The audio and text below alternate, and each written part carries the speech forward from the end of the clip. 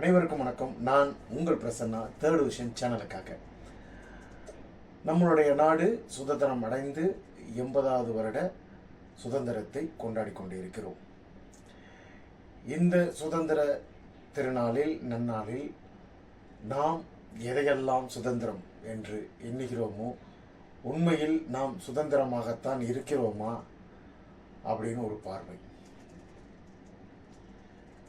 இன்னைக்கு நம்மளுடைய சூழ்நிலையில் நம்ம எல்லாருமே எதை சுதந்திரம் அப்படின்னு நினச்சிக்கிறோம் அப்படின்னா, சிறையில் இல்லை அதனால நம்ம சுதந்திரம் அடைஞ்சிட்டோம், நம்மளை ஆளக்கூடியவங்க வெளிநாட்டவர் இல்லை அதனால சுதந்திரம் அடைஞ்சிட்டோம், நம்மெல்லாம் இப்போ அடிமையா இல்லை அதனால நம்ம சுதந்திரம் அடைஞ்சிட்டோம் அப்படிங்கிற ஒரு எண்ணத்தோடு நம்ம இருக்கோம். ஆனால் அதோடைய உண்மைத்தன்மை என்ன அப்படின்னு நம்ம உற்று பார்த்தோம்னா, கருத்து சுதந்திரம் இருக்குமா அப்படின்னு நம்மளை நாமே கேட்டுக்கணும். நான் எனக்கு தேவையான விஷயங்களை நான் சொந்தமாக, நான் சுதந்திரமாக நான் முடிவெடுக்கும் இடத்தில் நான் இருக்கிறேனா அப்படிங்கிறத நம்மளை கேட்டுக்கணும். உடனே நம்ம இன்னைக்கு இருக்கக்கூடிய சமுதாயம், இன்னைக்கு இருக்கக்கூடிய இளைஞர்கள் சுதந்திரம் வந்துவிட்டது, ஆகையால் நான் பூங்காவிலும் இருக்கக்கூடிய தெருக்களிலும் நான் காதல் செய்து கிடப்பது தான் சுதந்திரம் அப்படின்னு நிறைய பேர் நினைக்கிறாங்க. கண்டிப்பான முறையில் காதல் செய்வது தவறு ஒன்றும் இல்லை. அதே சமயத்தில் நம்மளுடைய அடுத்த குழந்தை பருவத்தில் இருக்கக்கூடியவர்களும் பெரியவர்களும் அவர்களுடைய முகம் சுளிக்கும் அளவுக்கு நாம் நடந்து கொள்கிறோமா, அதற்கு பெயர் சுதந்திரம் கிடையாது.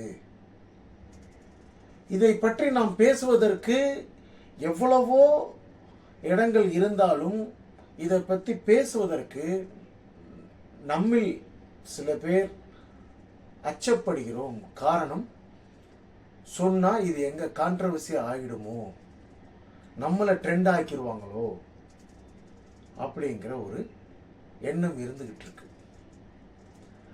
அங்கொன்றும் இங்கொன்றுமாக இருந்த இந்த காட்சிகள் தற்போது நம்மளுடைய வீட்டுக்கு பக்கத்தில் இருக்கக்கூடிய பார்க்கலையும் விளையாட்டு மைதானங்களிலும் இன்று அதிகமாக வந்து கொண்டிருக்கிறது. நீங்கள் மட்டும் அந்த இளம் ஜோடியான, காதல் ஜோடியான நீங்கள் மட்டும் அந்த இடத்தில் இல்லை. அதை மட்டும் நீங்கள் சரி செய்து கொள்ளுங்கள். வயதில் வருவது, அந்த வயதுக்கேற்ப மாற்றங்கள் வருவது, தன்னுடைய நண்பர்களோடு, தன்னுடைய காதலர்களோடு, காதலிகளோடு பேசுவது என்பது சாதாரண ஒரு விஷயம்தான். ஆனால் கண்ணியமாக நடந்து கொள்ளுங்கள். அடுத்து வரும் தலைமுறைகளுக்கு நீங்கள் வழிகாட்டியாக இருக்கணுமே தவிர, காதல் என்பது நிச்சயமான முறையில் தவறான விஷயம் கிடையாது. அதே சமயத்தில் கண்ணியம் என்பது மிக அவசியம்.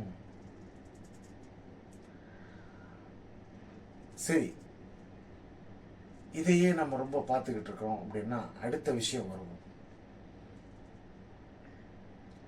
நம்மளை மற்றவங்களோட எப்பயுமே ஒப்பிட்டு பார்க்கறதுக்கு கூட சுதந்திரம் இல்லை, அது ஒரு அடிமைத்தனம் நினைக்கிறாங்க. உண்மைதான்.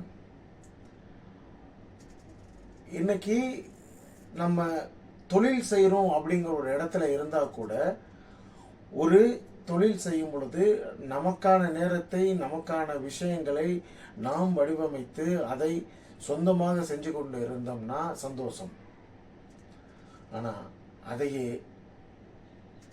கடினமாக, மனிதனுக்கு பிடிக்காமல், ஒப்பாமல், அடுத்தவர்களை பார்த்து ஒப்பிட்டு நான் இந்த இடத்துக்கு வரணும்னு நம்ம நினச்சி போயிட்டு இருக்கிறதுங்கிறது அது கூட ஒரு வகையில்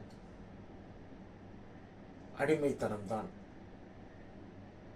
இது போல மற்றவங்க எல்லாரையும் ஒப்பிட்டு வாழ்றதை விட நம்ம சுயமா நம்மளுடைய தேவைக்கேற்ற தொழிலை மிகைப்படுத்தி அதை பெரிய லெவலில் கொண்டு வரணும் அப்படிங்கிறதுல முனைப்போட இருங்க. அடுத்து, இல்லை அப்படின்னு சொல்றதுக்கு இல்லைன்னு சொல்ல வேண்டிய இடத்துல இல்லைன்னு சொல்லி பழகுங்க. அப்படி நீங்க சொல்லி பழகுனீங்கன்னா மட்டும்தான் உங்க வாழ்க்கையில நாமே ஒரு முடிவை எடுக்கிறதுக்கு ஒரு பொறுப்பான ஒரு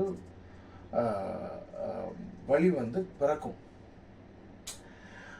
அப்படி இல்லைன்னு வச்சுக்கோங்களேன், 80வது சுதந்திரம் வந்தால் மட்டுமல்ல, இன்னும் 800-8000 சுதந்திரங்கள் வந்தாலும், சுதந்திர தினம் வந்தாலும் நம்மளுடைய நிலை அதே அடிமையாகத்தான் இருக்கும். மீண்டும் ஒரு முறை உங்களிடம் ஞாபகப்படுத்துகிறேன், வெள்ளைக்காரர்களுக்கும் அடுத்த நாட்டவர்களுக்கும் விட்டு கொடுத்து இருப்பதுக்கு பேர் தான் அடிமை. அப்படி என்பது கிடையாது. உன்னுடைய சொந்த முயற்சியில் பொருளாதார சுதந்திரத்தை அடைந்து விட்டாயா? உன்மேல் வைத்த கருத்துக்களுக்கு நீ சரியான பதிலாக உன்னுடைய வெற்றியை அவர்களுக்கு பதிலாக கொடுத்தாயா அப்படின்னு நீங்க உங்களை நீங்களே கேட்டுக்கங்க. சிறைக்குள் இருப்பதுதான் அடிமைத்தனம். சிறைக்குள் இல்லை என்றால் அது சுதந்திரம் அப்படின்னு நீங்க எல்லாம் நினைச்சுக்கிட்டு இருக்கிறீங்க. நம்முடைய பயமும் மற்றவர்களின் கருத்தும் நம்மளை வாழ்க்கையை கட்டுப்படுத்தி கொண்டிருக்கு பார்த்தீங்களா, அது கூட நம்மளை அடிமைப்படுத்துறது தான். நம்மளை நாமே அடிமைப்படுத்துறது தான். ஆகையால் சுதந்திரம் என்பது நிச்சயமாக எல்லோருக்கும் வேண்டுமானது. நம் நாட்டுக்கும் நம் நாட்டு மக்களுக்கும் தேவையான விஷயம்தான். அதை எந்த அளவு நாம் பயன்படுத்தி கொள்கிறோம்.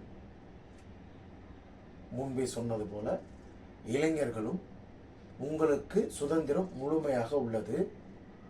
அடுத்தவர்கள் முகம் சுளிக்கும் அளவுக்கு நடந்து கொள்ளாமல் உங்களுடைய நடவடிக்கைகளும் உங்களுடைய செயல்களும் நிச்சயமாக கண்ணியமாக இருந்தால் மட்டுமே அது உண்மையான சுதந்திரம். உங்களுடைய சுதந்திரம் மற்றவர்களுக்கு முகம் சுளிக்கும் அளவுக்கு இல்லாமல் சுதந்திரமாக வாழுங்கள். வந்தே மாதரம். நன்றி, வணக்கம்.